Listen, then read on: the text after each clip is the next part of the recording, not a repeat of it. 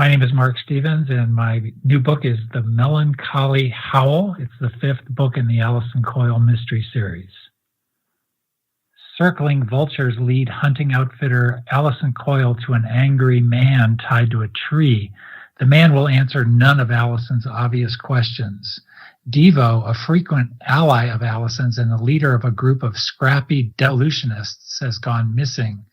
Allison's best friend Trudy Heath finds herself intrigued by the overtures of a retired rock star who has put down roots to grow tomatoes.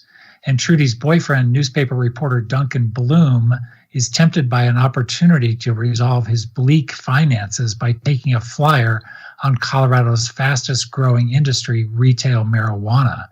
Allison's trail across the Flat Tops wilderness leads to an airplane wreck, a murder, and a cunning conspiracy. The Melancholy Howl braids interweaving threads of mystery as Allison, Trudy, Duncan, and Devo's followers test the definition of family and the dangerous boundaries of trust.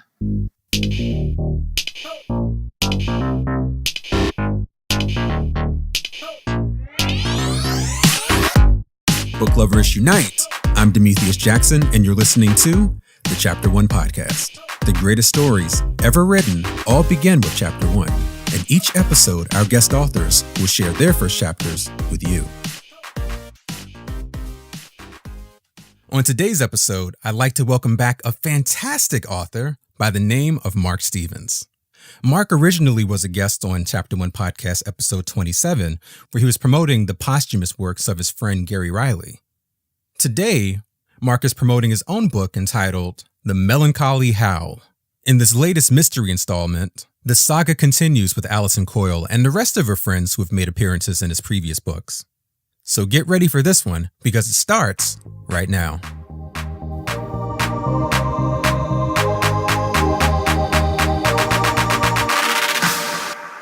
The Melancholy Howl, Chapter 1. What is the scent of desperation, of near death? Allison Coil gave the breeze a sniff. Maybe she should improve her ability to identify certain smells, but how? With red wine, on the rare occasion she wasn't sipping tequila, she only picked up notes of red wine, overtones of red wine, and earthiness of red wine. So what were the vultures waiting for? Allison's eyes traced a line from the axis of gliding scavengers downward to an imaginary point a couple of 100 yards up the hill, beyond the first bank of trees. Something was dying. She hopped off Sonny Boy. It's not like we don't have time. She tied her horse to a long dead snag. No complaining, okay? 20 paces off, she tried to gauge whether her olfactory system worked any better outside of the horse zone. Still, she caught a whiff of sweaty equine, but that could be because she'd been riding for 3 days, checking on the localist bow hunters in her 2 camps. Only a hot shower or 3 would shed eau de horse. Maybe she still smelled horse because Sonny Boy was giving her the stink eye. Okay, I'll hurry, she said. How about a little patience around here? Sonny Boy knew they were headed home. When it came to echolocation, he could give the whales a lesson. All the comforts of his barn waited mere hours down the trail in Sweetwater. Allison groaned as she forced herself up the slope, her quadriceps balking at the switch in function from horse grippers to main motors. A field of snags dotted the berm and then gave way to a thick growth of spruce. Allison's boots turned dry grass and pine cones to mulch. The Rat Mountain fire had wiped out a huge chunk of the northern section of the wilderness 1 summer ago. To compound matters, the drought had dug in its heels and meant to stay. Every branch, plant, and weed drooped. The dead things drooped. The dirt drooped. Whatever mammal was waiting to die, it was no chipmunk. Vultures didn't put on a party for a snack. Their feasting possibilities included dead or dying elk, but she hadn't seen any all summer. Deer, ditto. Bear, unlikely. Coyote, possible. And mountain lion, better odds in Vegas. Any of the beasts in question, depending on their distance from death, could prove dangerous. She toted 0 weapons per usual, with the exception of a decent knife on her hip and another in Sonny Boy's saddlebags. Allison found a dead branch from an old spruce and whacked it in half against the trunk of a neighbor. The splintering knock bounced around the forest like a gunshot. makeshift club in her grip, feeling not one smidgen more secure. She walked with her focus cranked up, her gaze riveted ahead. The forest grew tighter. The dark birds flashed overhead. The grade eased and then went all the way flat. A flicker swooped across her view, flash of red in the wings. Flap, glide, flap, glide. A pine squirrel chittered gibberish. Allison tightened her grasp of the ersatz weapon and wondered which of the so-called muscles on her non-threatening 5'2" frame were going to pop eye up and save the fucking day should the need arise.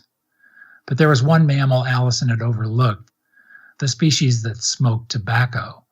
The cigarette butt wasn't such an unusual sight, but it suddenly jacked her alarm up for what might be ahead. The stub was fresh. Its tan filter had not yet faded under the high-elevation sun.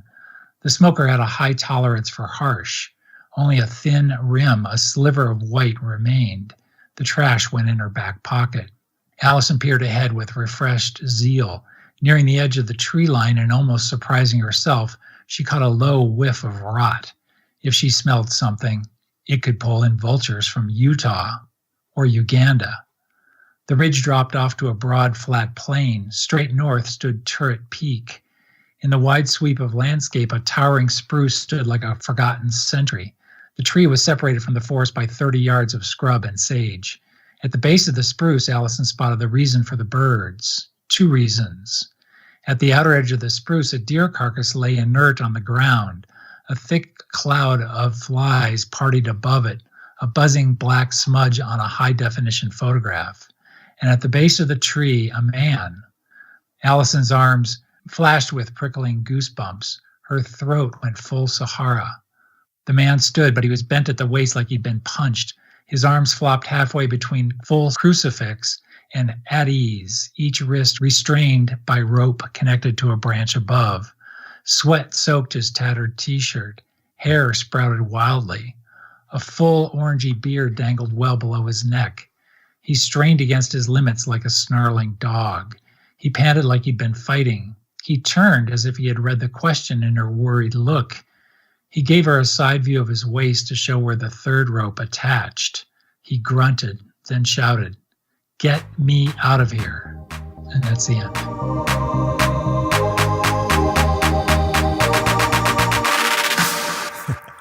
I love your reading voice. You've got this Colorado outdoorsy mixed with scholarly thing going on. Well, the little pauses in there, I was flipping the pages on the computer and lost my spot. So, well, thank you for sharing that, and welcome back to the show.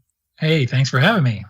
So last we spoke, you were promoting the posthumous works of your friend Gary Riley, and I believe you mentioned that you had slowly but surely been working on this current title. So I'm glad you were finally able to get it done. Well, thank you so much. I'm thrilled to have the 5th volume in the series out. Yeah, this was your 5th book. How were you able to finally get this done among all the other projects you've got going on? Because last we spoke, you really did have a full plate.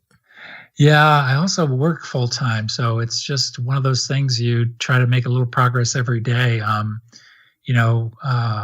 work on the Gary Riley project, maybe an hour a day, off and on. Maybe it's 10-minute chunks here and 10-minute chunks there, just moving things along or doing a little social media or marketing. We are in the process now of beginning to edit the 13th book in that project, which will hopefully be out next summer. And at the same time, I try to write every day. I get up early and I try to get in a good hour and a half of writing. And slowly but surely started to get to the point where I had a draft of this book, and then becomes the lengthy and involved process of editing and first rewriting and then editing. But, it's one step at a time. It's one word at a time. Absolutely. Absolutely. One word at a time, one sentence at a time, and eventually you have a book. So in your current book, you're following the interwoven lives of multiple characters who've also appeared in some of your other novels. So right. Is Melancholy Howl a continuation of their stories, or is each book standalone? All the books can be read as standalones, or at least that's what I like to tell myself, but there's definitely an arc to all the books. The 2 main characters are Allison Coil, who is she starts off in the first book as a hunting guide, and then later in the series owns her own outfitting service where she has hunting guides who work for her. And she also helps, of course, with all the backcountry trips, taking hunters back into the flat tops wilderness in Colorado. And the other main character is a woman who she met in the first book, which was called Antler Dust. That woman's name is Trudy Heath. She extracted, I think is the best word, she extracted Trudy from a really bad marriage in the first book, and they have become bonded friends. They're very, very different people, but they are close friends. And then the two other male characters, one is Devo, who has been a off and on character since the second book. He's a guy who believes in devolution and has started gathering together people who he believes that if they put together a new society, they can toughen up the DNA of all civilization, and that we've gone soft out there in the big wide world. What do you mean by devolution? Well, just going back and, de-evolving. He thinks that we've gotten to the point where we are trained to do one thing, like sit at an office and type, as opposed to being people, men, women, who can survive rugged winters in the outdoors, who know how to catch their own food and raise their own vegetables out in the wild. And, as a society, he just believes that we need to start a new strain, basically, of DNA. And he is, in the first book, when we meet him in Buried by the Roan, the second book, he has developed his own YouTube channel, which has become quite popular, like some of these survival shows. And he finds a way to get his videotapes out. He's got a ferry service that is a little complicated, but he is a bit of a showboat, and also he does firmly believe that there's something to this, that we've just all gone soft. And then the other just main character to mention real quickly is Duncan Bloom, who is a newspaper reporter at the Glenwood Springs Post-Independent, which is an actual newspaper. And Glenwood Springs is one of the premier kind of crossroads of the western slope in Colorado, and borders right along the Flat Tops Wilderness. And Duncan comes along in the third book, and then is a major character in the third, fourth, and in the new book as well. And he has his eye at first. He has his eye on Allison Coil. Of course, a lot of guys who read the books think that Allison's pretty cool too. And but then when she is clearly unavailable, he realizes that Trudy is right there and very appealing as well. And they have a strong relationship, especially in book 4. But then, as the old saying goes, there's trouble ahead in book 5 between Trudy and Duncan. Right. And I do want to get into your characters a little later on, but okay. I wanted to touch on just the overall theme of your book, because sure. You've included these kind of social themes in your other works as well. You've touched on things like suicide and environmentalism and even animal rights. And within this current book, you're addressing some pretty key issues within Colorado's marijuana industry. Right. So what was it about that drew your attention? Well, lots of things. As you mentioned, I think I just generally try to be topical. That comes from the fact that I spent probably 20 years as a newspaper and television reporter. So I think I always have my eye on the news as a sort of flashpoint for my stories. And you're absolutely right. My novels have touched on fracking and climate change and immigration and for-profit prisons. And when it came time to write the 5th book, to me, the biggest change in Colorado in terms of our society and how we are operating was the introduction of legalized marijuana. We went from medical marijuana to full retail recreational marijuana a few years ago, and just seemed to me an obvious topic to explore. Like with any other business, no matter whether it's involves a previously illegal substance or not, there's bound to be a big business and big opportunity for people with schemes and ideas and ways to take advantage of the way the law is set up. And so I started just developing an idea for a conspiracy that she could uncover, and just allowed me to have a kind of window into all the topics related to medical marijuana, to recreational marijuana, and to how it is and is not changing the way Colorado lives. Yeah. And I think most people are aware of the situation in Colorado, but I don't think people outside of the state really understand the impact that that industry has had, for better and for worse and for better. Yeah, I mean, it is an ongoing debate to this day about whether this has been beneficial or not. I mean, and I have my own personal views on it. I think, personally, I don't think it's been that big a impact. It's kind of one of those things where you look back and say, what were all the scare tactics about? I think we have to stop and acknowledge that as a society, as individuals, most of us, I don't know what the actual statistics are, most of us have had a drink or some sort of way to ease the day at the end of the day, and I just don't see a whole lot of difference from those who turn to pot. And in fact, I think there's lots of evidence on the medical side that had the government been allowing scientific research into cannabis and its benefits for the last many, many decades, rather than blocking that research, that we'd be a lot further along in understanding the benefits. There are families that move to Colorado because, for instance, their kids are having seizures, and the only cannabis medicine they can get is here in Colorado, and they will tell you and show you, and the newspaper articles and TV shows stop and they have old video of the kid living in Texas, for instance, and all the seizures happening all day long. But in Colorado, the kid is seizure free due to cannabis related medicine, which has nothing to do with getting high or anything. It's just a matter of availability. And so there are pros and cons. And I know there are issues with teenage pot smoking, and there are issues with some of the dosages of some of the gummies and candies that, people aren't familiar with. You've got to be careful what you're doing, but the same is true with alcohol. It's the absolute same problems with alcohol. So I'm based in Dallas, Texas, and it's interesting because we're having these exact same debates here within the state. Yeah. So moving on to your main characters, they've certainly experienced a lot over the years, especially going back from the first book. How do you think they've all changed? That's a great question. And I think about it a lot. As a writer, we're told that characters have to evolve and they have to change over time. And, I kind of challenge that notion a little bit. I think things do change. It's pretty organic. It might be very incremental. In other words, pretty hard to spot in some ways.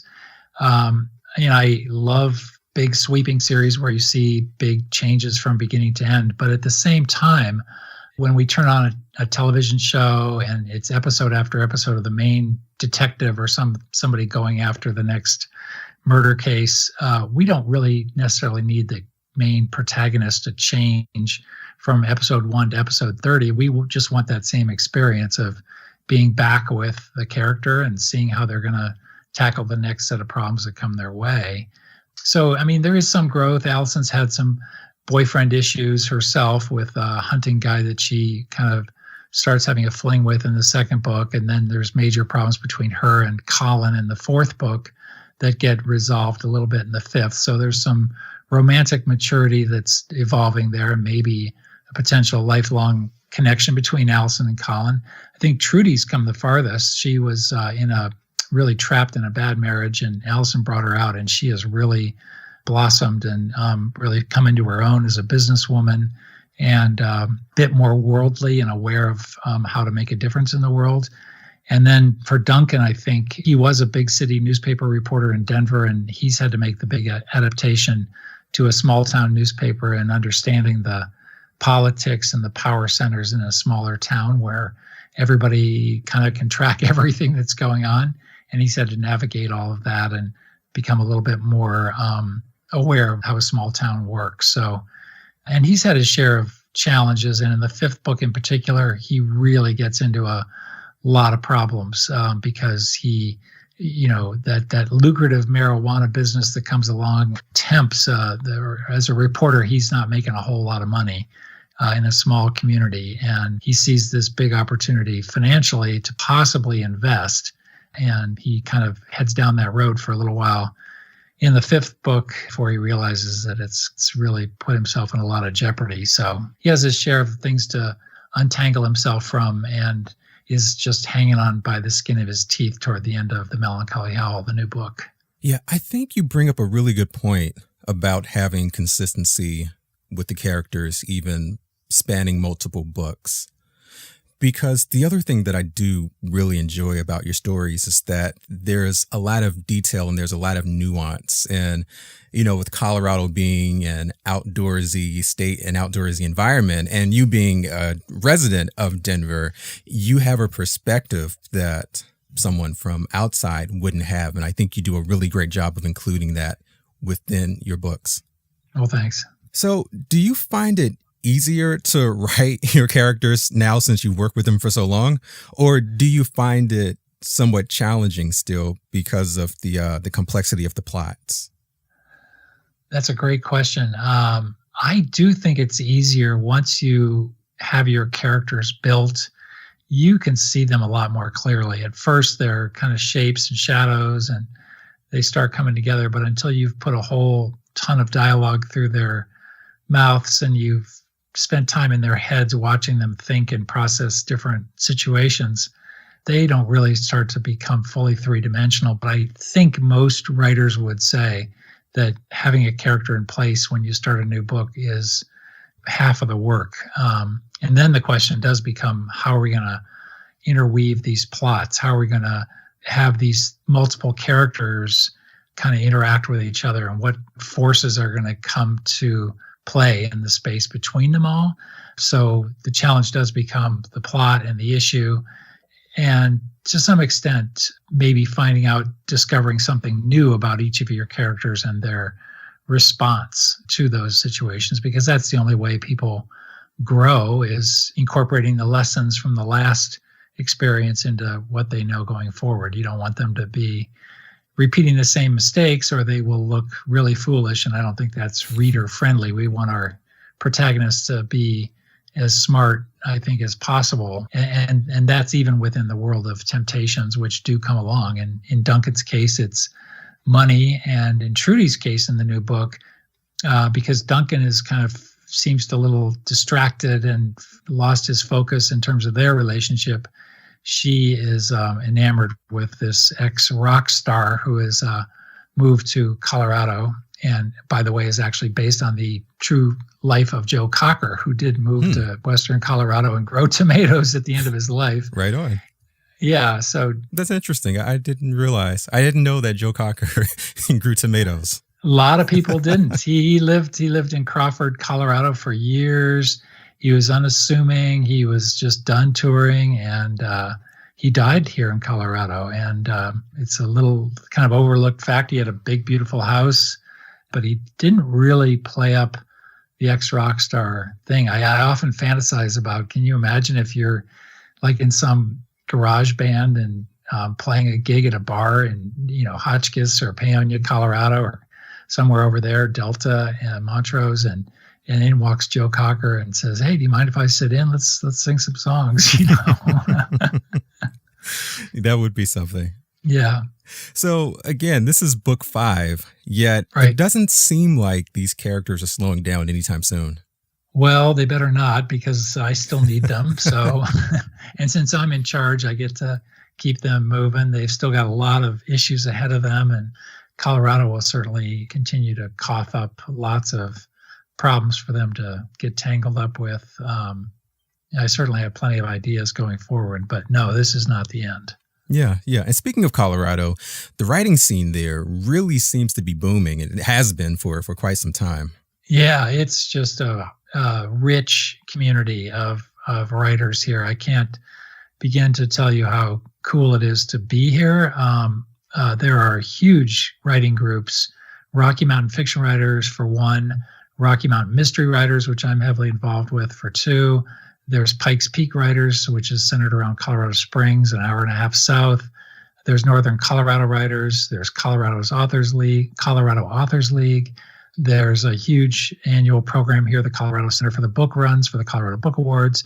The independent bookstore scene here is very strong. There's Lighthouse Writers, which is kind of more on the literary high end, but open to anyone kind of a program, and is just terrific classes. I mean, I haven't even scratched the surface, and I'm if I start making the list, I'm afraid I'm going to miss somebody. But it is, you can, if you're interested in community, and I can't say enough how friendly and open and really there to help and encourage other up and coming writers. And of which I still consider myself one of those, still learning and still trying to figure things out. But, you learn things along the way and you share. It's a terrific place to be a writer. Can't say enough. Yeah, absolutely. It's, to me, similar to what's going on here in Texas as far as the writing community. When I was in DC and I was trying to be an author, it was very difficult connecting to other writers because we're kind of segmented. We're kind of in our own little bubble there on the East Coast.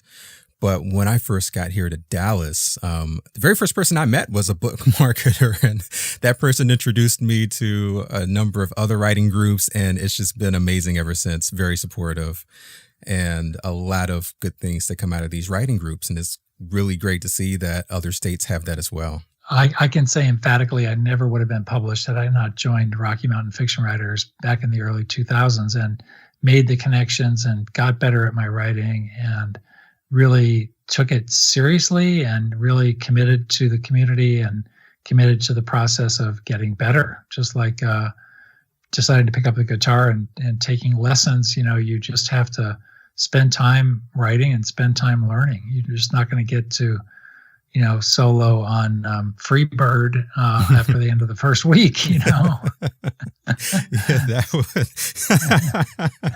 I just had a mental image of that. Yeah. So you're doing a podcast now also. Right. A couple of years ago, I started a podcast for Rocky Mountain Fiction Writers. It's called The Rocky Mountain Writer and available anywhere you get your podcast, but iTunes is a great place. And it's posted on the RMFW website as well, which is rmfw.org. We're up to 140 some episodes, basically just featuring pretty much most of the episodes are featuring a writer every week. Maybe a writer has a new book coming out, or perhaps they've written a really cool blog about some aspect or technique of writing. Lots and lots of different topics that we try to cover, but it's just a chance for writers to talk about their process and why they've chosen the things they've chosen to write about. So it's been a lot of fun to do. A lot of fun. Absolutely. Yeah. So what's next for you? Well, I've got a standalone thriller in with my agent, which I am very excited about, but he's been trying to sell for a few months now with no big bites. But anybody who's interested all you publishers out there listening to this podcast, if you're interested in a thriller about a retired serial killer, contact me. I'll tell you who my agent is. And then in the meantime, I'm also working on a non-mystery. It's a straight up baseball novel that an idea came to me through a friend. Give him full credit for this idea. And I have just been fixated on it for the past 4 or 5 months. So I'm working on my first non-mystery that I've ever tried to write a full-length book about. And just like your characters, there seems to be no stop for you either. Yeah. I'll keep writing for as long as, I can. It's part of my day and just one of those things I do. And I look forward to getting up, and that's my time. That's my favorite hour of the day. No, right on. And thank you so much for joining me again today. My pleasure, Demethius. Thanks a million for having me back on.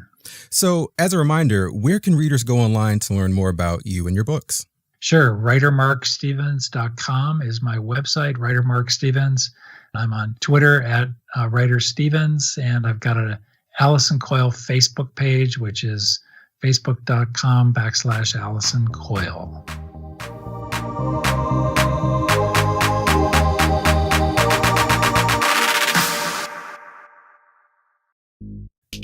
And with that, we're going to wrap up another episode. Thanks again to Mark Stevens, and please be sure to pick up a copy of his book. If you have any questions or comments for him, or for me, or an author who you think would be a good fit for the show, let me know.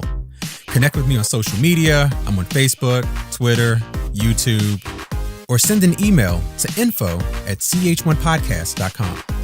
Check out the website at ch1podcast.com, where there you can listen to previous episodes and hopefully find your next favorite author. I love saying that. Subscribe to us on iTunes, Google Play, Stitcher, SoundCloud, Overcast, everywhere podcasts can be downloaded. Don't forget to leave us a 5-star review, but most importantly, tell everyone you know about the show, because that is how we grow. To become a Patreon supporter, just click the link in the show notes or search for CH1 Podcast on Patreon. Okay, that's it for me. You all stay awesome. Till next time.